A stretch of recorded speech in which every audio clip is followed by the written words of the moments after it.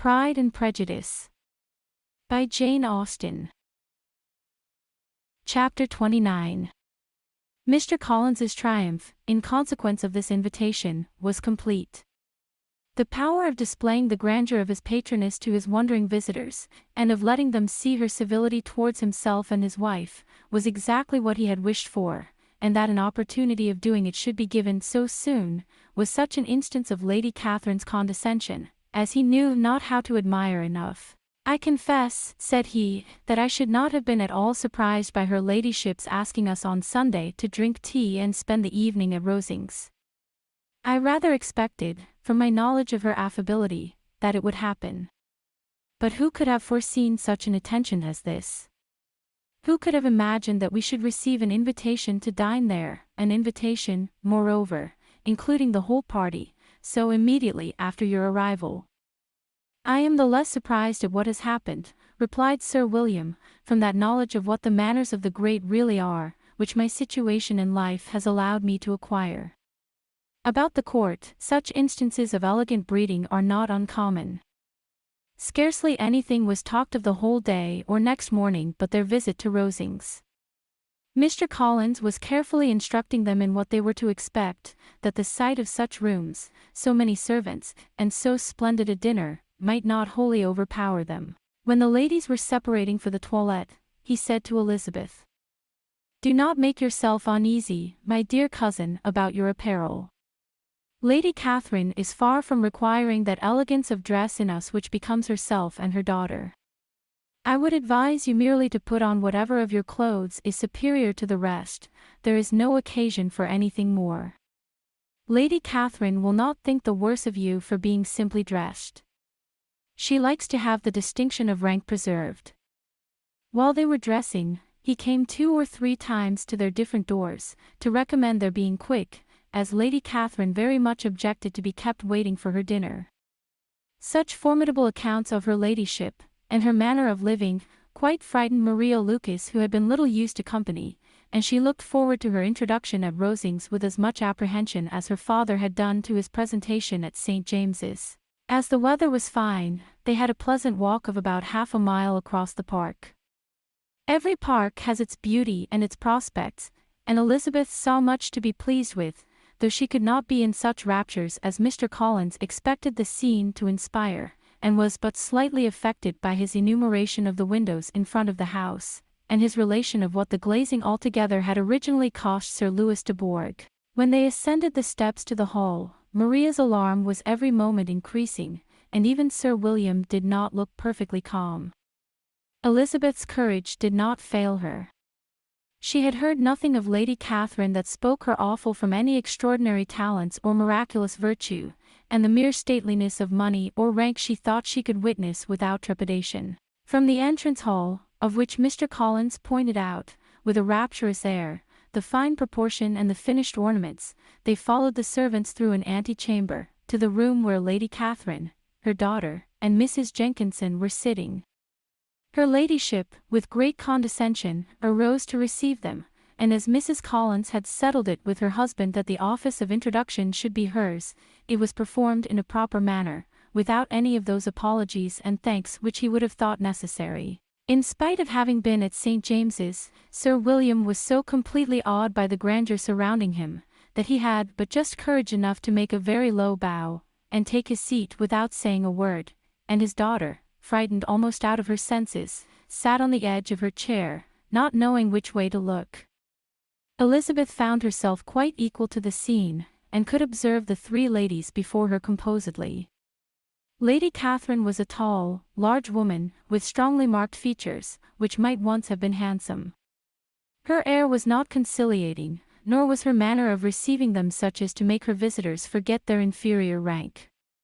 She was not rendered formidable by silence, but whatever she said was spoken in so authoritative a tone, as marked her self-importance, and brought Mr. Wickham immediately to Elizabeth's mind, and from the observation of the day altogether, she believed Lady Catherine to be exactly what he represented. When, after examining the mother, in whose countenance and deportment she soon found some resemblance of Mr. Darcy, she turned her eyes on the daughter, she could almost have joined in Maria's astonishment at her being so thin and so small. There was neither in figure nor face any likeness between the ladies. Miss de Bourgh was pale and sickly, her features, though not plain, were insignificant, and she spoke very little, except in a low voice, to Mrs. Jenkinson, in whose appearance there was nothing remarkable, and who was entirely engaged in listening to what she said, and placing a screen in the proper direction before her eyes. After sitting a few minutes, they were all sent to one of the windows to admire the view, Mr. Collins attending them to point out its beauties, and Lady Catherine kindly informing them that it was much better worth looking at in the summer. The dinner was exceedingly handsome, and there were all the servants and all the articles of plate which Mr. Collins had promised, and, as he had likewise foretold, he took his seat at the bottom of the table, by her ladyship's desire, and looked as if he felt that life could furnish nothing greater. He carved, and ate, and praised with delighted alacrity, and every dish was commended, first by him and then by Sir William, who was now enough recovered to echo whatever his son-in-law said, in a manner which Elizabeth wondered Lady Catherine could bear. But Lady Catherine seemed gratified by their excessive admiration, and gave most gracious smiles, especially when any dish on the table proved a novelty to them. The party did not supply much conversation. Elizabeth was ready to speak whenever there was an opening, but she was seated between Charlotte and Miss de Bourgh, the former of whom was engaged in listening to Lady Catherine, and the latter said not a word to her all dinner time. Mrs. Jenkinson was chiefly employed in watching how little Miss de Bourgh ate, pressing her to try some other dish, and fearing she was indisposed. Maria thought speaking out of the question, and the gentlemen did nothing but eat and admire. When the ladies returned to the drawing-room, there was little to be done but to hear Lady Catherine talk, which she did without any intermission till coffee came in, delivering her opinion on every subject in so decisive a manner, as proved that she was not used to have her judgment controverted. She inquired into Charlotte's domestic concerns familiarly and minutely, gave her a great deal of advice as to the management of them all, told her how everything ought to be regulated in so small a family as hers, and instructed her as to the care of her cows and her poultry. Elizabeth found that nothing was beneath this great lady's attention, which could furnish her with an occasion of dictating to others. In the intervals of her discourse with Mrs. Collins, she addressed a variety of questions to Maria and Elizabeth, but especially to the latter, of whose connections she knew the least, and who she observed to Mrs. Collins was a very genteel, pretty kind of girl. She asked her, at different times, how many sisters she had, whether they were older or younger than herself, whether any of them were likely to be married, whether they were handsome, where they had been educated, what carriage her father kept, and what had been her mother's maiden name. Elizabeth felt all the impertinence of her questions but answered them very composedly. Lady Catherine then observed, "Your father's estate is entailed on Mr. Collins, I think. For your sake," turning to Charlotte, "I am glad of it, but otherwise I see no occasion for entailing estates from the female line. It was not thought necessary in Sir Louis de Bourgh's family. Do you play and sing, Miss Bennet?" "A little." "Oh. Then, some time or other we shall be happy to hear you. Our instrument is a capital one, probably superior to, you shall try it some day. Do your sisters play and sing?" "One of them does." "Why did not you all learn?" "You ought all to have learned. The Miss Webbs all play, and their father has not so good an income as yours." "Do you draw?" "No, not at all." "What, none of you?" "Not one." "That is very strange. But I suppose you had no opportunity. Your mother should have taken you to town every spring for the benefit of masters." "My mother would have had no objection, but my father hates London." "Has your governess left you?" "We never had any governess." "No governess. How was that possible?" "5 daughters brought up at home without a governess." "I never heard of such a thing. Your mother must have been quite a slave to your education." Elizabeth could hardly help smiling as she assured her that had not been the case. "Then, who taught you? Who attended to you? Without a governess, you must have been neglected." "Compared with some families, I believe we were, but such of us as wished to learn never wanted the means. We were always encouraged to read, and had all the masters that were necessary. Those who chose to be idle, certainly might. No doubt, but that is what a governess will prevent, and if I had known your mother, I should have advised her most strenuously to engage one. I always say that nothing is to be done in education without steady and regular instruction, and nobody but a governess can give it. It is wonderful how many families I have been the means of supplying in that way. I am always glad to get a young person well placed out. For nieces of Mrs. Jenkinson are most delightfully situated through my means, and it was but the other day that I recommended another young person, who was merely accidentally mentioned to me, and the family are quite delighted with her. Mrs. Collins, did I tell you of Lady Metcalfe's calling yesterday to thank me? She finds Miss Pope a treasure. Lady Catherine, said she, you have given me a treasure. Are any of your younger sisters out, Miss Bennet? Yes, ma'am, all. All. What, all 5 out at once? Very odd. And you only the second. The younger ones out before the elder ones are married. Your younger sisters must be very young. Yes, my youngest is not 16. Perhaps she is full young to be much in company. But really, ma'am, I think it would be very hard upon younger sisters, that they should not have their share of society and amusement, because the elder may not have the means or inclination to marry early. The last born has as good a right to the pleasures of youth as the first. And to be kept back on such a motive, I think it would not be very likely to promote sisterly affection or delicacy of mind. Upon my word, said her ladyship, you give your opinion very decidedly for so young a person. Pray, what is your age? With 3 younger sisters grown up, replied Elizabeth, smiling, your ladyship can hardly expect me to own it. Lady Catherine seemed quite astonished at not receiving a direct answer, and Elizabeth suspected herself to be the first creature who had ever dared to trifle with so much dignified impertinence. You cannot be more than 20, I am sure, therefore you need not conceal your age. I am not 21. When the gentlemen had joined them, and tea was over, the card tables were placed. Lady Catherine, Sir William, and Mr. and Mrs. Collins sat down to quadrille, and as Miss de Bourgh chose to play at casino, the 2 girls had the honor of assisting Mrs. Jenkinson to make up her party. Their table was superlatively stupid. Scarcely a syllable was uttered that did not relate to the game, except when Mrs. Jenkinson expressed her fears of Miss de Bourgh's being too hot or too cold, or having too much or too little light. A great deal more passed at the other table. Lady Catherine was generally speaking, stating the mistakes of the 3 others, or relating some anecdote of herself.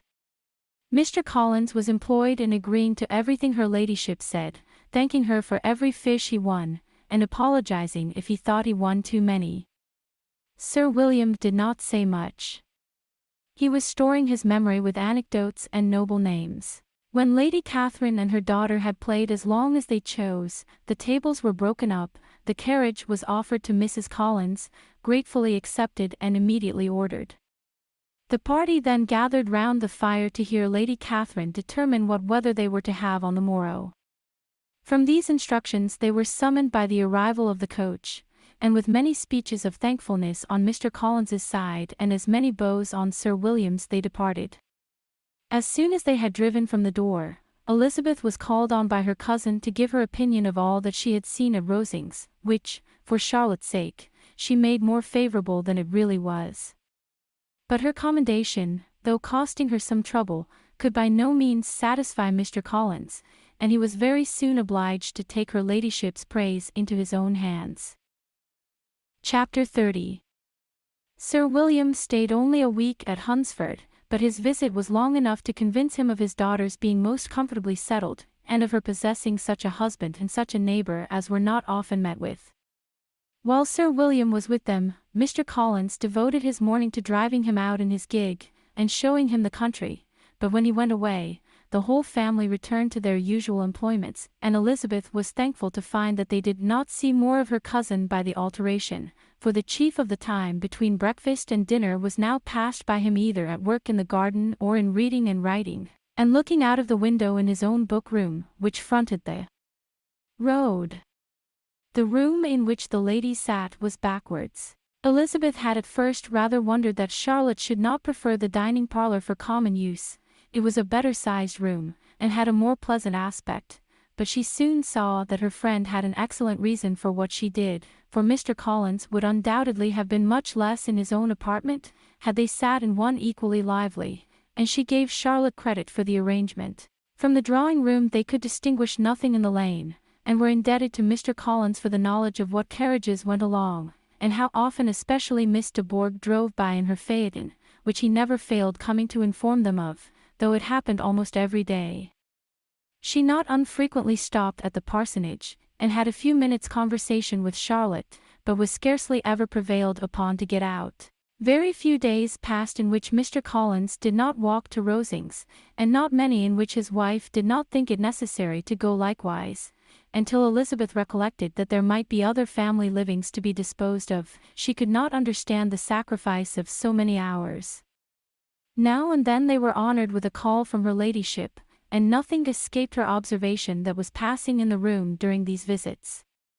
She examined into their employments, looked at their work, and advised them to do it differently, found fault with the arrangement of the furniture, or detected the housemaid in negligence, and if she accepted any refreshment, seemed to do it only for the sake of finding out that Mrs. Collins's joints of meat were too large for her family. Elizabeth soon perceived that though this great lady was not in the commission of the peace of the county, she was a most active magistrate in her own parish, the minutest concerns of which were carried to her by Mr. Collins, and whenever any of the cottagers were disposed to be quarrelsome, discontented, or too poor, she sallied forth into the village to settle their differences, silence their complaints, and scold them into harmony and plenty. The entertainment of dining at Rosings was repeated about twice a week, and, allowing for the loss of Sir William, and there being only one card table in the evening, every such entertainment was the counterpart of the first. Their other engagements were few, as the style of living in the neighbourhood in general was beyond Mr. Collins's reach. This, however, was no evil to Elizabeth, and upon the whole she spent her time comfortably enough. There were half-hours of pleasant conversation with Charlotte, and the weather was so fine for the time of year that she had often great enjoyment out of doors. Her favourite walk, and where she frequently went while the others were calling on Lady Catherine, was along the open grove which edged that side of the park, where there was a nice sheltered path, which no one seemed to value but herself, and where she felt beyond the reach of Lady Catherine's curiosity. In this quiet way, the first fortnight of her visit soon passed away. Easter was approaching, and the week preceding it was to bring an addition to the family at Rosings, which in so small a circle must be important.